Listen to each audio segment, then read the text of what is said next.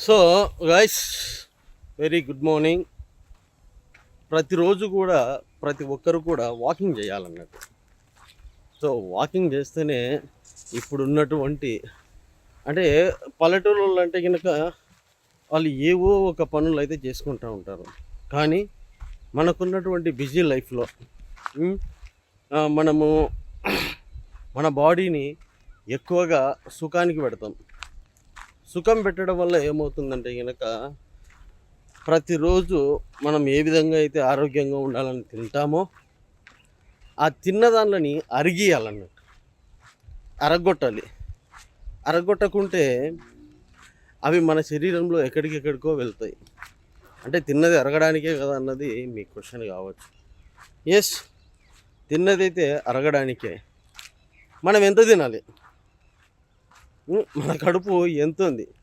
మన చిన్నపిల్లలకైతే కనుక కొంచెం పెట్టి, అమ్మో వాడికి ఎక్కువ తింటే కనుక అరగదు, మళ్ళీ ఇబ్బంది అయిపోతుంది, ఆయాసం వస్తుంది, వేరేది వచ్చేస్తుంది అని చెప్పేసి పిల్లలకి మనము తక్కువగా పెడతాము. అంటే వాళ్ళకి ఫుడ్ పెట్టేటప్పుడు మనకి చాలా సరైన అవగాహన అయితే ఉంటుంది. మరి నీ విషయంలో ఏమవుతుంది ఇది? సో మనం ఏం చేస్తామంటే మనకు కావాల్సింది ఇంత ఫుడ్ అయితే మనము ఇంత తింటాము. మనకు కావాల్సింది ఇంత ఫుడ్ అయితే మనము ఇంత తింటాము. అంత తినడం వల్ల ఏమవుతుంది, మనకి ఇంత సరిపోతుంది. మిగతా దాన్ని మనం ఏం చేయాలరా అంటే కనుక వాకింగ్లు, యోగాలు, వేరే ఎక్సర్సైజులు అన్నీ చేసి దాన్ని అరగొట్టేయాలి. కానీ మనకున్నటువంటి ఈ బిజీ వల్ల మనం ఏం చేస్తున్నాం రయ్య అంటే దాన్ని నెగ్లెక్ట్ చేస్తున్నాము. సో నెగ్లెక్ట్ చేయడం వల్ల ఏమవుతుంది, నీ కావాల్సినటువంటి ఏదైతే ఎక్స్ట్రా శక్తి ఎక్స్ట్రా వేస్టేజ్ ఉందో ఆ వేస్టేజ్ మొత్తం కూడా నీ శరీరంలోకి వచ్చేస్తూ ఉంది. సో నీ శరీరము వచ్చేస్తూ ఉంది. అది ఎప్పటి వరకు తట్టుకుంటుంది అంటే నీ లోపల రోగ నిరోధక శక్తి ఎంత ఉందో అన్ని రోజులు మాత్రమే తట్టుకోగలుగుతుంది. తర్వాత ఇంకా ఫిజికల్ బాడీ మీద ఎఫెక్ట్ ఫస్ట్ వచ్చేసి నీ కడుపు మీద ఎఫెక్ట్ పడుతుంది. అంటే ఈ పొట్ట ఉదర భాగంలో ఏవైతే లోపల ఉన్నాయో, కిడ్నీలు కావచ్చు, లంగ్స్ కావచ్చు, హార్ట్ కావచ్చు, ఇంకా మిగతావి. సో వీటన్నిటి మీద చిన్నగా భారం పడుతూ వచ్చేస్తూ ఉంటుంది. అంటే నువ్వు తిన్న ఫుడ్ ఎక్స్ట్రా ఏదైతే ఫుడ్ తిన్నావో అది అరిగించుకోకుండా ఆ శక్తిని బయటికి పంపించకుండా ఉంటే కనుక నీ కడుపులో ఉన్నట్టు వీటి మీద ప్రభావం పడుతుంది. ఫస్ట్ వచ్చేసి లీవర్ మీద పడుతుంది. సో ఇప్పుడు చాలా కామన్ అయిపోయింది ఏదిరా అంటే కనుక fatty Lever. So fatty liver ఎందుకు వచ్చింది అంటే మనం ఏమనుకుంటామంటే ఎక్కువ ఆయిల్స్ తినడం వల్ల ఇది వచ్చేసింది, ఎక్కువ జంక్ ఫుడ్ తినడం వల్ల వచ్చేసింది అని మనం అనుకుంటూ ఉంటాము. సో ఒక రీజన్ అదైతే ఎంత ఆయిల్ తిన్నా, ఎంత నెయ్యి తిన్నా, ఎంత మసాలాలు తిన్నా కూడా దాన్ని అరిగించుకోగల శక్తి మన శరీరంలో ఆల్రెడీ ఇన్బిల్ట్ అనేది ఉంది. బట్ ఏంటంటే దానికి తగ్గ మన శ్రమ ఇవ్వకపోవడం వల్ల అది లోపల పేరుకొని పోయి ఫ్యాటీ లివర్ అన్నది వచ్చేది. ఎప్పుడైతే ఫ్యాటీ లివర్ ఫస్ట్ స్టేజ్లోనే మనం గుర్తించినట్లయితే కనుక నో ప్రాబ్లం, దాన్ని ఈజీగా తగ్గించుకోవచ్చు. దాన్ని నెగ్లెక్ట్ చేసుకుంటూ పోతే అది ప్రీ డయాబెటిక్ వెళ్ళిపోతుంది. ప్రీ డయాబెటిక్ వెళ్ళిన తర్వాత ఇంకా కొన్ని రోజుల తర్వాత అది డయాబెటిక్. ఇంకా డయాబెటిక్ అయితే కనుక ఏం జరిగేది ప్రతి ఒక్కరికి కూడా తెలుసు.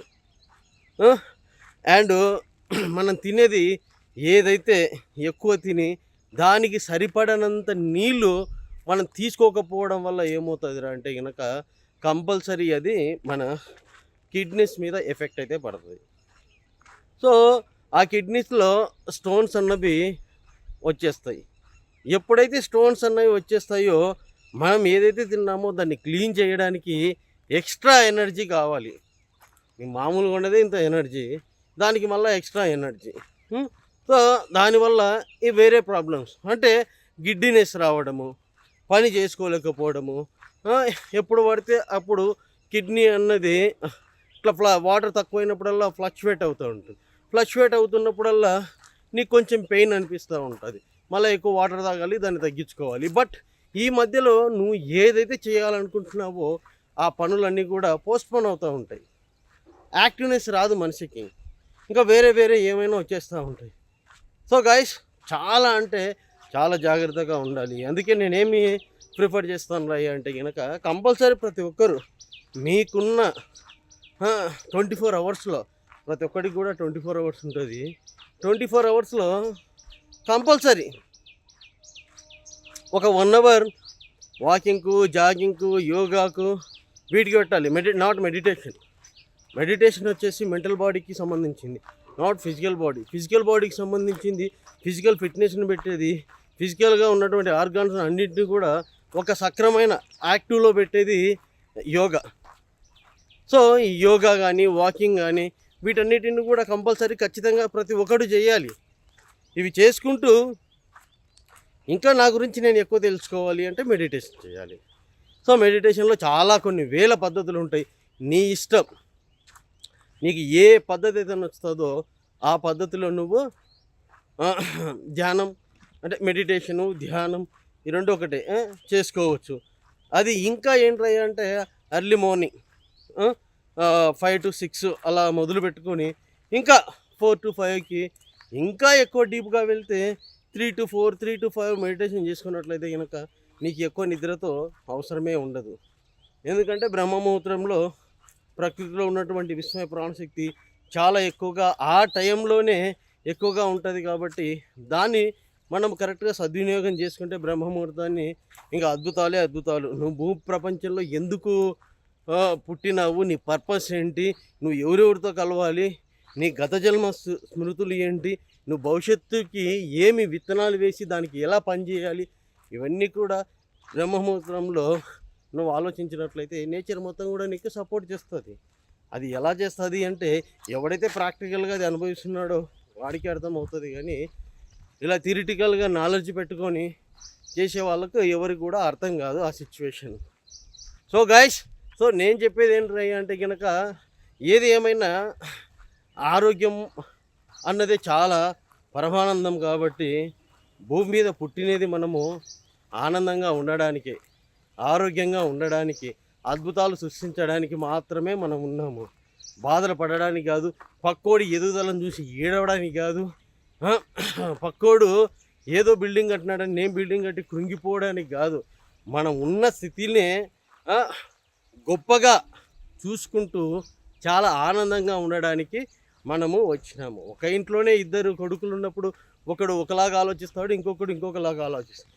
భూప్రపంచంలో కొన్ని వేల లక్షల కోట్ల మంది ఉన్నారు. అందరూ కూడా సేమ్ ఆలోచనలతో ఉండరు. ప్రకృతిలో కూడా మనము భూమి మీద ఏదో ఒక పర్పస్ కోసం వచ్చినాము. ఆ పర్పస్ తెలియాలంటే మెడిటేషన్ చేయాలి. బ్రహ్మానందంగా ఉండాలంటే కనుక యోగా చేయాలి guys. So yoga, meditation, walking ఇవన్నీ కూడా క్రమం తప్పకుండా ఒక మనసును జీవితంలో ఒక భాగంగా ఉండేలాగా మనం ప్రోద్బలం చేసుకున్నట్లయితే కనుక చాలా చాలా చాలా హ్యాపీగా ఉంటాం. Thank you guys. జై హింద్.